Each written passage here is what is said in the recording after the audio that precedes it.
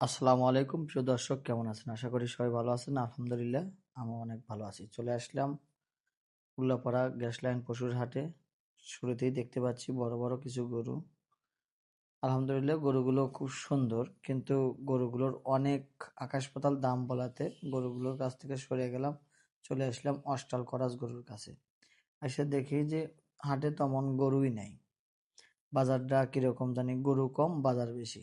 সেই জন্য ঘুরে ঘুরে দেখতেছি যে ভালো গরু আছে কিনা। যদি দুই চারটা ভালো গরু থাকে তাহলে কিনবো, কিন্তু দুঃখের বিষয় গরুগুলো আমার মন মতো হচ্ছে না।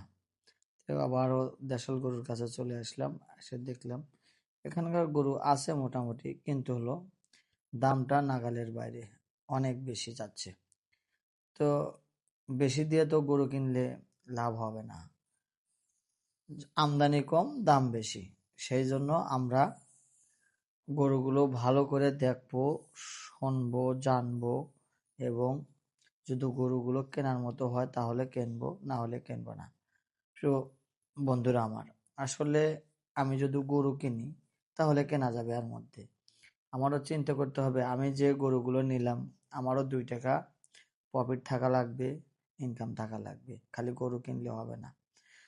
তাই আমি আপনাদের বলি, আপনারাও হাটে যাবেন, যদিও আপনাদের দরদামের ভিতরে পড়ে তাহলে গরু কিনবেন, না হলে কিনবেন না।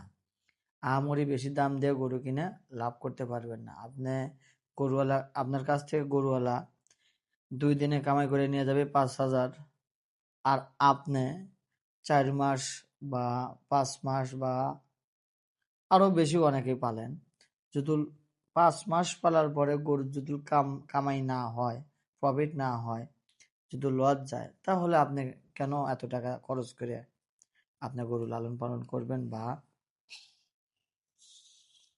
গরু কিনবেন এত দাম দিয়ে? প্রিয় দর্শক, আমি আবারও বলি, যদিও আপনারা হাটে যান, গরু দরদামে যদি না হয়, পছন্দ যদি না হয়, তাহলে কিনবেন না, চলে আসবেন। তো আশা করি সবার ভালো লাগবে এই ভিডিওটা। অবশ্যই ভিডিওটা দেখবেন এবং আমাদের চ্যানেলটা সাবস্ক্রাইব করবেন। চ্যানেলটার নাম সাগর ডেলি ব্লগ। আমার 2টা পেজ আছে, একটা পেজ সাগর ডেলি ব্লগ আর একটা পেজ হলো এমডি সাগর। পেজ 2টা ফলো দিবেন, পাশে থাকবেন, বেশি বেশি ভালোবাসা দিবেন, তাহলেই আপনাদের জন্য আমি বেশি বেশি ভালো করে ভিডিও আপনাদের মাঝে উপহার দেব। তো প্রিয় দর্শক, হাট ঘুরে ঘুরে দেখলাম কেনার মতো আজকে গরু আমার নাই। তাই আবার চলে আসলাম বাছুর হাটা। দেখি যে বাছুরের মধ্যে কিছু গরু আছে নাকি ভালো। সেখানেও দেখি না, কেনার মতো আমার কোনো গরুই হলো না। তো পরে চলে আসলাম হোটেলের সাইডে, কিছু খাবো।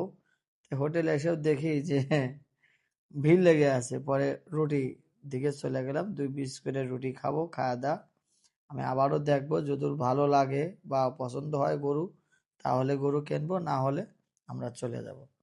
তো প্রিয় দর্শক, খাওয়া দাওয়া শেষ করে আবারও হাটের ভিতর ঢুকলাম। আসলেও ভাই, আজকের হাটে আমার গরু পছন্দ হলো না। তো পরে অবশেষে আমরা চলে আসলাম। ভালো থাকবেন, খোদা হাফেজ, আসসালামু আলাইকুম।